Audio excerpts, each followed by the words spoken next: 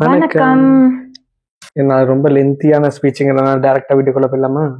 அந்த பாம்பையும் சிரிச்சுக்கிட்டே தன்னோட கையில பிடிச்சி விளையாட ஆரம்பிக்கும். பாச உணர்வே என்னன்னு சொல்ல தெரியாது அந்த குழந்தைக்கு, பயம்னா மட்டும் எப்படிங்க சொல்ல தெரியும்? உங்க உங்க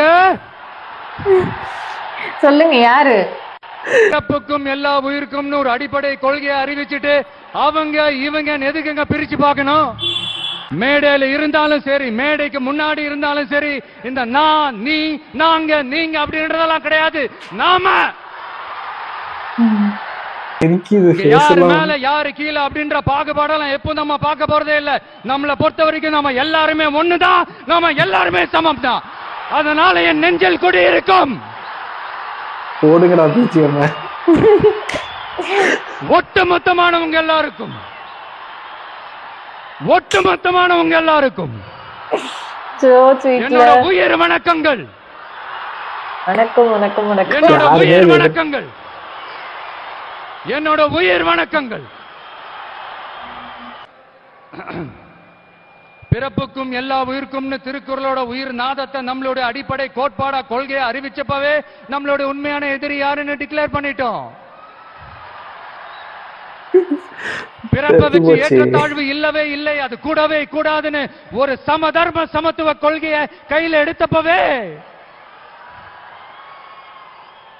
இங்க கொஞ்சம் கதறல் சத்தம் கேட்க ஆரம்பிச்சது.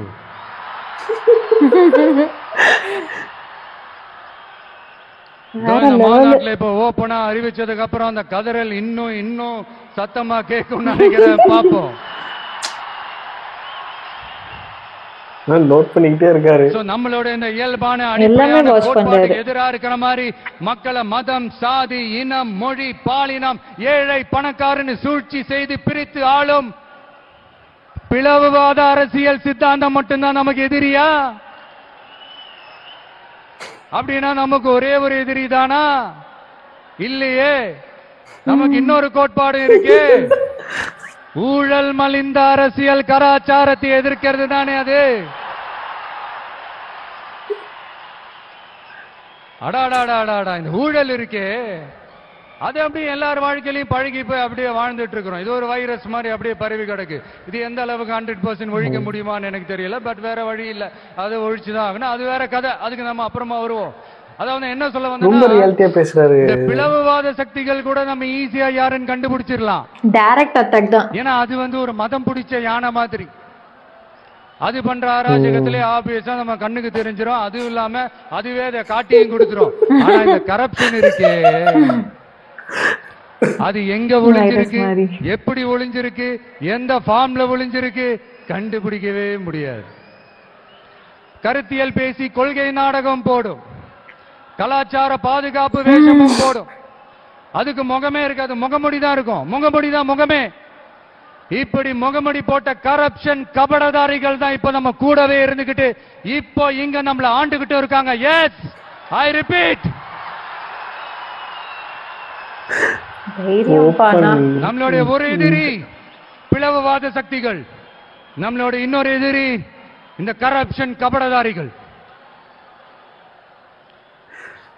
மக்களுக்கு தெளிவா தெரியும் யார் இங்க வரணும், யார் இங்க வரவே கூடாது. ஏன்னா இது மதச்சார்பின்மை பேசுற தமிழ்நாட்டு மண். பெரியார், அண்ணா, பெருந்தலைவர் காமராஜர், வேலு நாச்சியார், அஞ்சலை அம்மா எல்லாம் பிறந்த மண். இங்க இந்து, முஸ்லிம், கிறிஸ்தவர்கள் எல்லாம் அவங்கவுங்க வழிபாட்டு தலங்களில் வாழ்க்கை முறையிலும் மட்டும்தான் இருக்கும். ஆனா ஒட்டுமொத்தமா தமிழ்நாடுன்னு வந்துட்டா, ஒற்றுமையை காட்டணும்னு வந்துட்டா ரொம்ப கஷ்டம் ப்ரோ, ரொம்ப ரொம்ப கஷ்டம் ப்ரோ. அதே மாதிரி இப்ப ரீசெண்டா கொஞ்ச நாளைக்கு முன்னாடி பார்த்திருப்பீங்க நம்ம தமிழ்நாட்டில் என்ன நடந்துச்சுன்னு. இங்க சாதி இருக்கும், ஆனா சைலண்டா மட்டும்தான் இருக்கும். சமூக நீதிக்கான அளவுகோலா மட்டுமே தான் அது இருக்கும். அதை வச்சு நம்ம மண்ணை வேற மாதிரி மாத்தணும்னு யார் என்ன ட்ரை பண்ணாலும் அது நம்ம மக்களே அனுமதிக்க மாட்டாங்க. ஏன்னா இந்த மண்ணில் அது பொலிட்டிக்கல் அப்ரூவ் ஆன ஒரு தியரி அண்ட் கான்செப்ட். சரிப்பா, உன்னோட எதிரிகள் யாருன்னு சொல்லிட்டா மட்டும் போதுமா? அதுதான் உன்னோட அரசியலான்னு கேட்டா இல்ல. மகத்தான அரசியல்னா அது மக்களுக்கான அரசியல் தான். மக்களோட மக்களா, அவங்கள ஒருத்தனா, அவங்களுக்கான ஒருத்தனா, எப்பவும் மாறவே மாறாத அந்த குணத்தோட மனசோட களத்துல நிக்கிறது தான் எங்களோட நிரந்தர அரசியல் பாதை.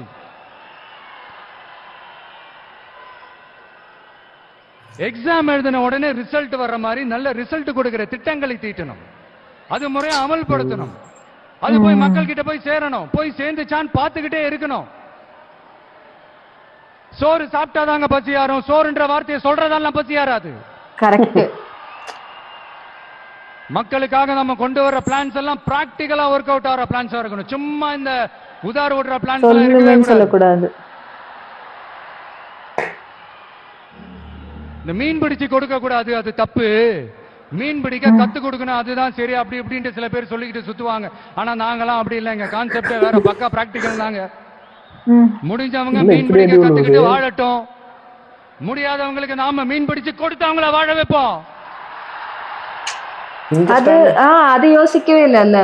இந்த ஸ்டாண்ட்லயும் எனக்கு தெரிஞ்சு இந்த ஸ்டாண்ட்லயே கரெக்டான ஸ்டாண்ட் மாதிரி எனக்கு தோணுது. ஏன்னா வந்து நானும் அப்படி நினைச்சேன். ஆக்சுவலி இந்த மாதிரி எதுக்கு வந்து ஃப்ரீ வந்து இப்படி தராங்க, தந்து எல்லாரையும் வந்து இது பண்றாங்க அப்படின்னு. ஆனா அது அவங்க பண்ணதுக்கான உண்மையான ரீசன் தெரிய வரப்பதான் அதோட இம்பார்ட்டன்ஸ் புரியாது. அது வந்து எப்படி சொல்றேன்னா, ஒரு 100 பேர் இருக்கிறப்ப 10 பேரால அது வந்து பண்ண முடியாம இருக்கிறாங்க. பட் அவங்களும் இந்த நாட்டோட மக்கள்ன்றப்ப அவங்களையும் வந்து அந்த மேல இருக்க அந்த சீஃப் மினிஸ்டரா ஒரு ராஜாவோ சம்திங் அவருக்காக பாத்துக்கணும். ஸோ அந்த ஒரு ரீசன் பாக்குறப்ப 10 பேருக்கு போறதுக்காக நீ 100 பேருக்கும் ஒரு விஷயத்த நீ கொடுத்துதான் ஆகணும் ஃப்ரீயான்றதுதான் அந்த கான்செப்ட். அதான் ஒரு திருடன் தப்பிச்சாலும் என்ன சொல்லு, யோசிச்சு சொல்லுங்க. ஒரு திருடன் தப்பிச்சாலும் தப்பிக்க கூடாது, குற்றவாளிகள் தப்பிச்சாலும் ஒரு அதனால இருக்கவங்களுக்கு போனாலும் இல்லாத அது இருக்கவங்களுக்கு போனாலும் பரவாயில்ல, இருக்கவங்க இல்லாதவங்களுக்கு போய் சேரணும். அது ஒரு ஒரு சின்ன எக்ஸாம்பிள் என்னன்னா, இது வந்து அந்த அம்மா உணவகம் பண்ணாங்களே, ஆமா, அது பண்ணப்ப வந்து எல்லாருக்குமே ஓபன் பண்ணாங்க, சாப்பிட்டாங்க. அதை போயிட்டு ஒரு கட்டத்துக்கு மேல வந்து அங்க அதை பாத்துக்கிறாங்களே அந்த ஆபீசர்ஸ்லாம், அவங்க வந்து போய் சொல்றாங்க இது மாதிரி வந்து ஒருத்தன் பெரிய ஐடி கம்பெனில வேலை பார்க்குற ஒரு பர்சன் கூட வந்து சாப்பிடுறான் மேடம் அப்படி. ஏன்னா அவங்களுக்காக நீங்க ஓப்பன் பண்ணல, அவங்க வந்து சாப்பிடுறாங்க அப்படின்னு சொல்லியிருக்காங்க. அதுக்கு என்ன சொல்லிருக்காங்க, சோ வாட் அப்படின்னு இருக்காங்க ஒரே வார்த்தை. அவங்களோட கான்செப்ட் என்ன, சாப்பாடு போடணும், பசின்னு வரவங்களுக்கு போடணும், இவனுக்காக அவனுக்காக ஏழையா இருந்தா இவங்களுக்காக அவங்களுக்காகன்ற மாதிரி பிரிச்சு பாக்குறதே கிடையாது இந்த விஷயங்கள் அப்படின்றது.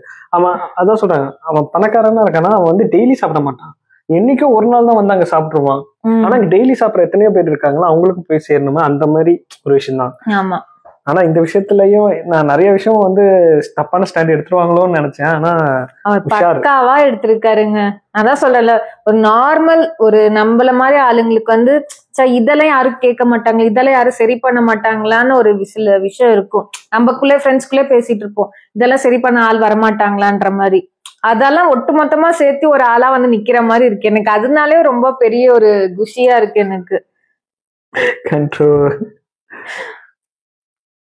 எதுவுமே தப்பு இல்லை. ends justify the means. எங்கள் இலக்குகளே எங்கள் வழிகளை தீர்மானிக்கின்றன. பில்டிங்கும் ஸ்ட்ராங், பேஸ்மெண்ட்டும் ஸ்ட்ராங் என்ற பொலிட்டிக்கல் கிளாரிட்டி தான், அரசியல் தெளிவு தான் எங்களுடைய நிர்வாக செயல்முறையா இருக்கும்.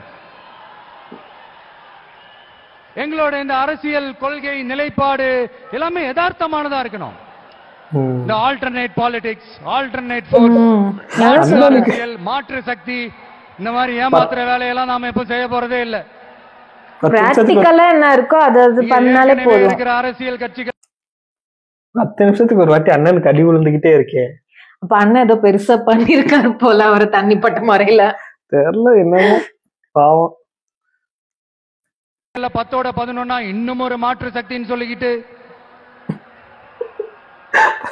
எக்ஸ்ட்ரா லக்கேஜாலாம் நான் இங்க வரல ப்ரோ.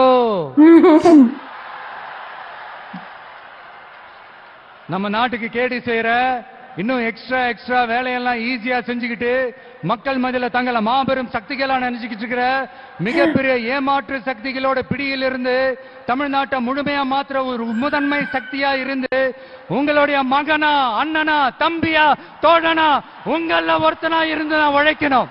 இதான் என்னுடைய டார்கெட்டும்.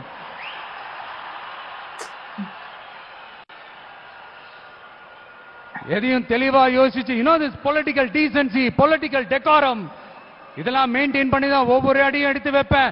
ஒரு முடிவோட தான் வந்திருக்கேன். இனிமே no looking back. Political decency, political decorum. அது யாருங்க ஃபாலோ பண்றா? இந்த முடிவு நான் மட்டும் எடுத்த தனிப்பட்ட முடிவு இல்லைங்க, நாங்க எடுத்த முடிவு. கரெக்ட்.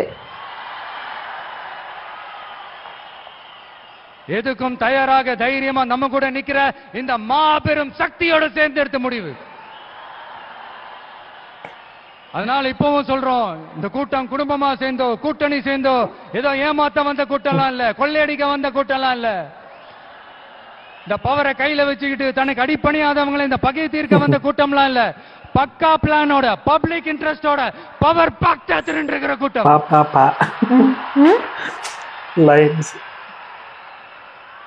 இது ஏதோ சோசியல் மீடியாவுல கம்பு சுத்த வந்த கூட்டம்லாம் நினைச்சிடாதீங்க.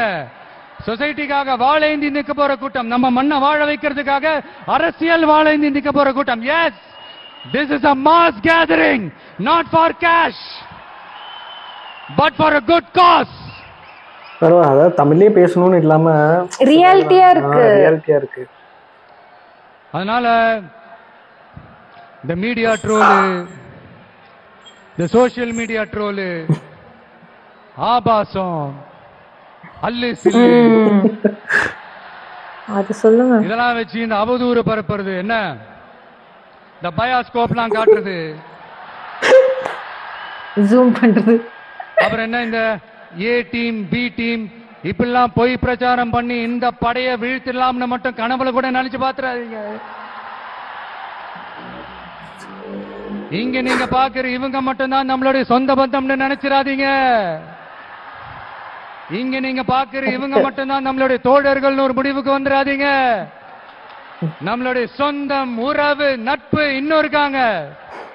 இங்க வர முடியாம தமிழ்நாட்டில் இருக்கிற, அக்கம் பக்கம் ஸ்டேட்ல இருக்கிற, உலகம் பூரா இருக்கிற கோடிக்கணக்கானவங்க நமக்காக ஒரு குடும்பமா சேர்ந்து ஒரு முடிவோட வெயிட் பண்ணிட்டு இருக்காங்க.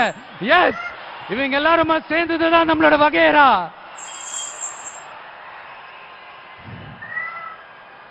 இங்க யாராச்சும் வந்துட மாட்டாங்களா, ஏதாச்சும் நல்லது செஞ்சிட மாட்டாங்களா அப்படின்னு ஒவ்வொரு நாளும் நம்மளுடைய தமிழ்நாட்டை பத்தி, அதோட வளர்ச்சியை பத்தி ஒரு ஏக்கத்தோட இருக்கிற நம்மள, நம்ம மக்களை, இந்த ஏமாத்துற இந்த கரப்ஷன் கபடதாரிகளை ஜனநாயக போர்க்களத்துல நாம சந்திக்கிற நாள் வெகு தூரத்துல இல்லைங்க.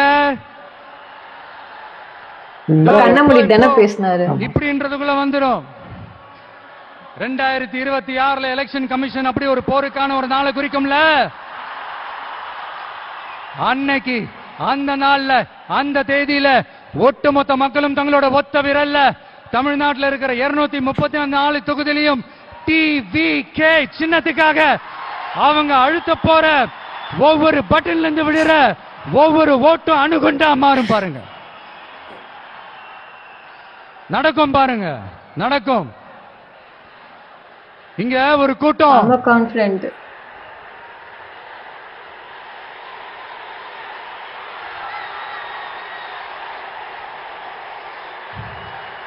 இங்க ஒரு கூட்டம் கொஞ்ச காலமா ஒரே பாட்டை பாடிக்கிட்டு, அதாவது யார் அரசியலுக்கு வந்தாலும் ஒரு குறிப்பிட்ட கலர் அவங்க மேல பூசிட்டு, பெயிண்ட் பிசினஸ். இதுதான் என்ன சொன்னாருன்னு தெரியல. எதுக்கோ இல்ல, கீழே கத்துறதுக்கு வெயிட் பண்ணுங்கன்றார்.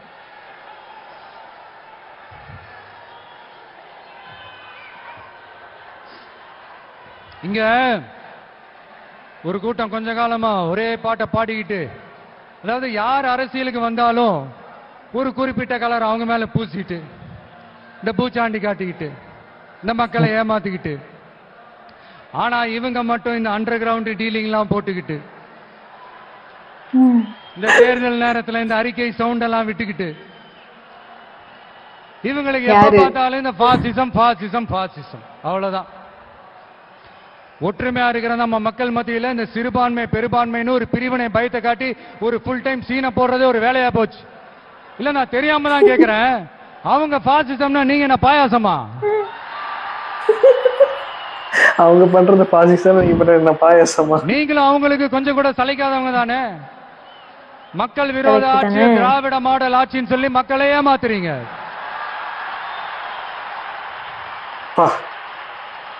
அதனால எவ்வளவு சவுண்ட், எவ்வளவு பேரு. இனிமே உங்களை எதிர்க்கிறவங்களுக்கு இந்த கலரை பூசுறது அந்த கலரை பூசுறதுன்னு என்னதான் நீங்க அந்த மோடி மஸ்தான் வேலையை செஞ்சாலும் ஒண்ணு நடக்க போறது. நாங்க இப்பவும் சொல்றோம், எங்களுடைய இந்த டிவி கேக்கலாம் நாங்க டிசைட் பண்ணி இருக்கிற இந்த கலரை தவிர வேற யாரும் எந்த கலரும் அடிக்கவே முடியாது.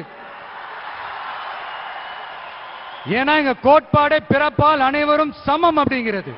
இது யாருக்கு நேர் எதிரான கோட்பாடு நான் சொல்லியாங்க உங்களுக்கு தெரியணும். எனவே இந்த நாட்டையை பாழ்படுத்துற பிளவுவாத அரசியல் செய்யறவங்க தான் தமிழக வெற்றி கழகத்தோட ஒரே முழு முதல் கொள்கை எதிரி, ஐடியாலஜிக்கல் எனிமி. அடுத்து திராவிட மாடல்னு சொல்லிக்கிட்டு தந்தை பெரியார் பேரறிஞர் அண்ணா பேரை வச்சு தமிழ்நாட்டை சுரண்டி கொள்ளையடிக்கிற ஒரு குடும்ப சுயநல கூட்டம் தான் நம்மளோட அடுத்த எதிரி, அரசியல் எதிரி, பொலிட்டிக்கல் எனிமி.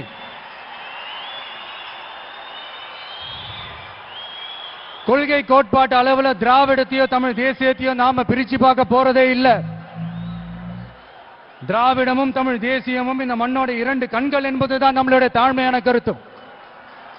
அதனால நாம எந்த ஒரு குறிப்பிட்ட அடையாளத்துக்குள்ளேயும் நம்மளை சுருக்கிக்காம தமிழ்நாட்டு உரிமைகளை சார்ந்த இந்த மண்ணுக்கான மதச்சார்பற்ற சமூக நீதி கொள்கைகள், அதாவது செக்யூலர் சோசியல் ஜஸ்டிஸ் ஐடியாலஜிஸ் அப்படிங்கிறத நம்மளோட கொள்கை அடையாளமா முன்னிறுத்தி செயல்பட போறோம்.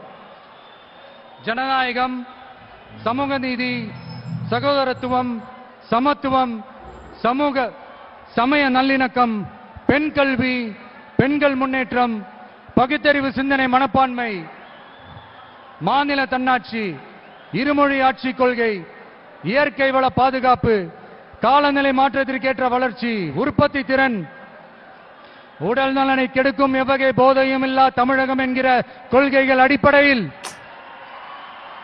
பிறப்புக்கும் எல்லா உயிர்க்கும் என்கிற புரட்சிகர தத்துவத்தின் அடிப்படையில் சமதர்ம சமூகத்தை உருவாக்குறது தான் நம்ம மெயின் டார்கெட்டும். கால மாற்றத்திற்கேற்ப கொள்கை கோட்பாட்டில் மாற்றமும் மாறுதலும் வந்துதான் தீரும். அதை தவிர்க்கவே முடியாது. எங்களோட இந்த அரசியல் பயணத்துல முக்கிய பங்கு வகிக்க போறது பெண்கள், என்னுடைய அம்மாக்கள், என்னுடைய அக்கா தங்கைகள், என்னுடைய நண்பிகள்,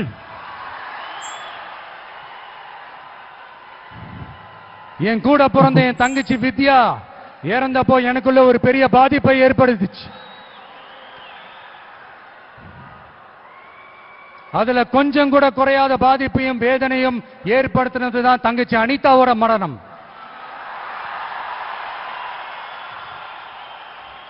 அதுலயும் தகுதி இருந்தும் தடையா இருக்கே இந்த நீட்டு. அப்ப ஒரு முடிவு பண்ணங்க, வாய் நிறைய விஜயண்ணா விஜயண்ணான்னு நம்மள மனசார கூப்பிடுற இந்த பெண் பிள்ளைங்களோட கல்வி வாழ்க்கைன்னு எல்லாத்திலும் ஒரு நிரந்தர பாதுகாப்பு ஏற்படுத்தணும்னு. இனிமே கவலைப்படாதீங்க, உங்க மகன், உங்க அண்ணன், உங்க தம்பி, உங்க தோழன், உங்க விஜய் களத்துக்கு வந்துட்டா. ஒவ்வொரு வீட்டில் இருக்கிற ஒரு மகனா, அண்ணனா, தம்பியா, தோழனா, உங்கள ஒருத்தனா, உறவா, நட்பா, என்னை பாக்குற குட்டீஸ்ல இருந்து பாட்டிஸ் வரைக்கும் எல்லாருக்குமான ஆளாதான் இருப்பேன். எப்பவுமே அப்படிதான் இருப்பேன். சரிப்பா, உன்னோட அரசியல் குறிக்கோள் தான் என்ன அப்படி கேட்டா அதுக்கு ஒரே ஒரு பதில் தான், எல்லாருக்கும் எல்லாமும் கிடைக்கணும். வயிற்றுக்கு சோறு, வருமானத்துக்கு வேலை, இதுதான் அடிப்படை அஜெண்டா. இந்த மூணுத்துக்கும் உத்தரவாதம் கொடுக்க முடியாத கவர்மெண்ட் இருந்தா என்ன, போனா என்ன? அத சொல்லுங்க. அப்புறம் இங்க சில பேரு, தம்பி உனக்கெல்லாம் என்ன தெரியும், நீ எல்லாம் எப்படி தாக்கு பிடிப்ப, இந்த அரசியல் பெரிய அகழியாச்சு, அதுல தண்ணிக்குள்ள மூழ்கிட்டோம், தலையை தூக்கிக்கிட்டோம், வாயை பொழந்துக்கிட்டோம், இந்த ராட்சச முதலைகள்லாம் ரகம் ரகமா இருக்குமே, இவங்களெல்லாம் தாண்டி நீ எப்படி கோட்டைக்குள்ள போவ, உன்னால முடியுமான்னு கேள்வி மேல கேள்வி, கேள்வி மேல கேள்வி. இந்த கேள்விகளுக்கெல்லாம் நம்ம ஸ்டைல்ல ஒரு குட்டி கதை ஒண்ணு சொல்லாமா? ஆனா ஒரு விஷயம் சொல்றேன், வரத்துக்கு முன்னாடி இது மாதிரி நிறைய விமர்சகர்கள் கூப்பிட்டு நிறைய பெரிய ஏஜ்டு லீடர்ஸ் கூப்பிட்டு பேசியிருக்காரு. ஆமா நிறைய பேர் பாசிட்டிவா சொல்லியிருக்காங்க, நிறைய பேர் இந்த மாதிரி பயமும் முறுத்திருக்காங்க. ஆமா நிறைய பேர் வந்து மத்த இதுக்காக ஒர்க் பண்றாங்கல்ல பார்ட்டிக்காக, அவங்க எல்லாம் என்ன பண்ணிருக்காங்க, இவரை வந்து 2024க்கு வர வைக்கிறதுக்கு ட்ரை பண்ணியிருக்காங்க. வர வச்சு ஏடிஎம்கே வந்து டவுன் பண்ணணும்லாம் ட்ரை பண்ணியிருக்காங்க ஒருத்தர். அதுக்கெல்லாம் இவர் வந்து செவிசாக்கவே இல்லை. இப்ப அதனால என்ன ஆச்சு, நம்ம சொல்றதை கேட்கல இவருன்னு சொல்லிட்டு வெளியில வந்து எல்லா இன்டர்வியூஸ்லயும் அடிச்சுக்கிட்டு இருக்காங்க, இவர் பண்றது வேஸ்ட். யார் என்ன பண்ணாலும் ஒன்னும் இல்ல. சில பேர் சொல்றாங்க. ஆனா இல்ல நான் சொல்றேன், ஆக்சுவலா நான் என்ன சொல்றேன்னா, எதுவுமே வந்து டைம் வரும்போது தான் வரும். அப்ப வந்துச்சுன்னா யாராலையும் ஸ்டாப் பண்ண முடியாது. எல்லாரும் கூப்பிட்டு பேசிட்டு இன்ஃபோ மட்டும் எடுத்துக்கிட்டாரு. ஆனா நான் என்ன பண்ணணும் அதான் பண்றேன். அவரு அதுக்கான வேலையை வந்து இப்ப இல்ல, அவரு அப்பையில இருந்து நம்ம பார்த்தோமே அப்பல இருந்தே ஒர்க் அவுட் பண்ணி ஒரு இதுல வராருன்னும் போது அவருக்கு தெரியும் எது நல்லது எது கெட்டதுன்றது. நேரத்துக்கு ஜட்ஜ் பண்ணி, இப்ப நம்ம ஒண்ணுமே இல்லை, இங்க உட்காந்துட்டு நம்மளே அரசியல் பேசணும், அதுல இறங்குறாருன்னும் போது அவர் எவ்வளவு அதுல ரிசர்ச் பண்ணிருப்பாங்க, எது பேசணும் எது கரெக்ட் எது வேணும்ன்றது. ஹோல்சமா பாக்குறப்ப நிறைய பேர் வந்து அதுக்கு இந்த இதுக்கு மாநாடுக்கு முன்னாடி வரைக்கும் வந்து அவர் வந்து பெருசா பண்ணுவாரான்னு டவுட்டுங்க, பண்ண மாட்டாருன்னு தோணுதுன்னு பேசினவங்க மாறிட்டாங்க. இன்னைக்கு அவர் பேசுனது சூப்பரா இருந்துச்சு, நல்லா இருந்துச்சுன்னு நான் எதிர்பார்க்கவே இல்லை. இத்தனை பேர் வந்து அதான் சொல்றேன்ல, எல்லாருமே என்னன்னா பேஸ் என்னவோ அதை பத்தி இது வரைக்கும் பேசினதோ இல்ல செஞ்சு தந்ததோ கிடையாது. அதை மறக்கிறதுக்கு எக்ஸ்ட்ரா ஃபிட்டிங்ஸ் தான் கொடுத்துட்டு இருந்தாங்க. அவர் எக்ஸ்ட்ரா ஃபிட்டிங்ஸ் தான் தரல, நான் பேஸ தான் நான் தருவேன்றது அவரோட ஒரு இது இல்ல சொல்றேன். அதுல இருந்தே டிஃபரெண்ட் ஆகுதுன்ற. இது மாதிரி பேச மாட்டாருன்னு நான் நினைச்சேன், இது மாதிரி சொல்லுவாரு வெளிப்படுத்துவாரு. இந்த மாதிரி மெயினா சொன்னது விஜய்க்கு இவ்வளவு கிளாரிட்டி இருக்கும்னு நான் எதிர்பார்க்கவே இல்லை. அவர் பேசுனதுல இருந்து அவர் வந்து ரொம்ப தெளிவா இருக்காருன்னு தெரிஞ்சு போச்சு எங்களுக்குன்னு. ஆனா இதுக்கு முன்னாடி முந்தா நாள் வரைக்கும் எப்படி பேசினாங்கன்னா, அவர் கிளாரிட்டி இருக்கிற மாதிரி எனக்கு தெரியலங்க, அவர் பண்றதுதான் பார்த்தான்னு பேசினவங்க ஆஹா இந்த பையனுக்கு வந்து உஷாரா இருக்காருன்னு தெரிஞ்சுக்கிட்டாங்க. ஆனா எனக்கு அதான் ஆச்சரியமா இருந்துச்சு.